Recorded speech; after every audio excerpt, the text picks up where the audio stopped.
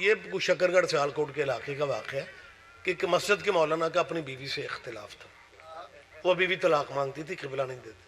قبلہ کو یاد نہ رہا, جمعہ پڑھاتے ہوئے شیعوں پہ غصہ آ گیا, کہنے لگے مجلس میں جانے سے, شیعوں کی مجلس میں جانے سے نکاح ٹوٹ جاتا ہے. مولوی صاحب کی بیوی برقع پایا, نال دے پنڈ مجلس سے ٹوٹ.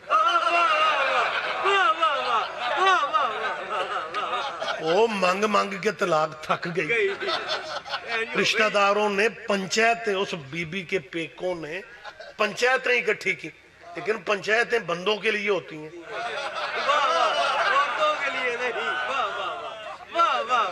اب مولوی کو پنچایت میں کون ہلا سکتا؟ اس نے کہا میرا حق ہے, میں نہیں طلاق دیتا.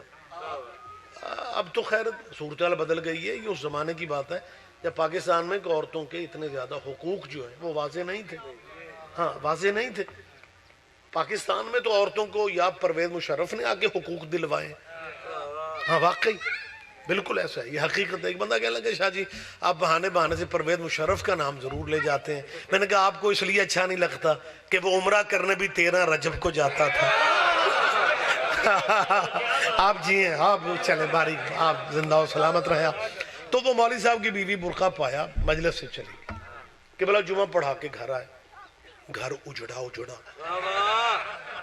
چلو اختلاف اپنی جگہ بیوی سے, لیکن گھر کی رونقیں تو بیگمات سے ہوتی. قبلہ کبھی ہائپر کبھی ٹھنڈے, عجیب تلخی.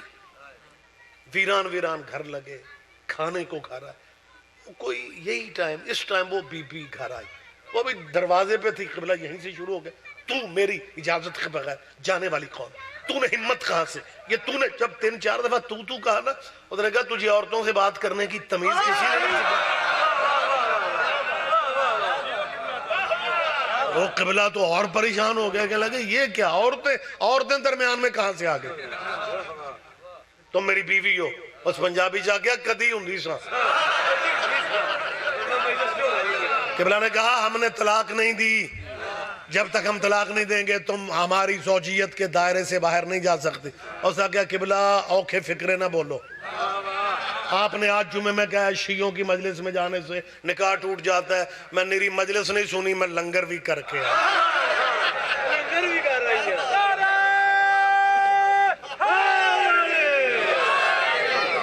جب قبلہ نے اپنا گھر اجڑتے دیکھا, فوراً فتوے میں گنجائش پیدا کر لی کہ ایک مجلس سے نکاح نہیں ٹوٹتا.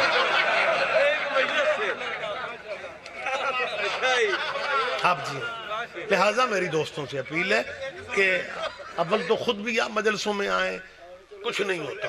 نہیں واقعی میں نے جو فقرہ کہا ہے نا, وہ کیوں کہا کہ اب نکاح نہیں ٹوٹتا. چلیں وہ بات ادھوری نہ رہ جائے, اگر آپ اجازت دیں میں وہ بھی آپ سے شیئر کر لیتا ہوں.